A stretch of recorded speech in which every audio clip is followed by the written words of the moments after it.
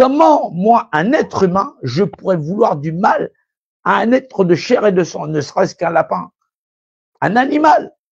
Je vais me nourrir de l'animal. Je suis pas végétarien, je vous rassure. Mais parce que une vie, elle va permettre de faire vivre d'autres vies.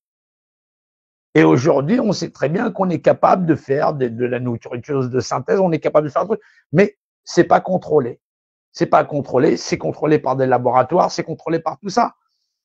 Le jour où notre espèce sera capable de se débarrasser du défaut de tuer d'autres espèces pour pouvoir vivre et se nourrir, ben, je serai le premier à applaudir et je serai le premier à y aller. Aujourd'hui, je ne sais pas en faire la preuve, je ne suis pas médecin. Voilà. Donc, je mange encore des protéines animales, il n'y a pas de problème. Il y a un problème pour les animaux, mais effectivement, même la régulation des formes de vie, et cette régulation, nous avons surtout, dans notre action de notre espèce et l'espèce humaine, nuit à toutes les autres espèces qui sont sur cette planète et nous ne faisons que nuire. Et pourtant, c'est pas ça, être humain.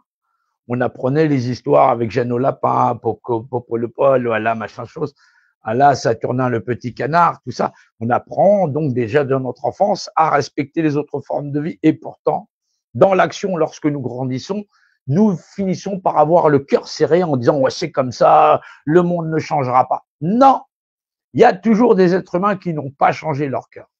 Ce qu'on a gravé là, ce que l'âme pure a gravé là, le respect, la vie des droits des autres. Combattre, toujours se lever pour aller de l'avant, pour faire de notre espèce quelque chose qui soit mémorable. Même si nous n'avons pas un parcours parfait comme espèce, montrer à l'ensemble de nos semblables que nous avons eu un parcours difficile et que nous sommes capables du meilleur. Et que simplement, nous n'avons pas que la vocation de déléguer notre représentation à des représentants pour en être les animaux domestiques et qu'ils allaient effectivement décider de notre vie et de notre mort.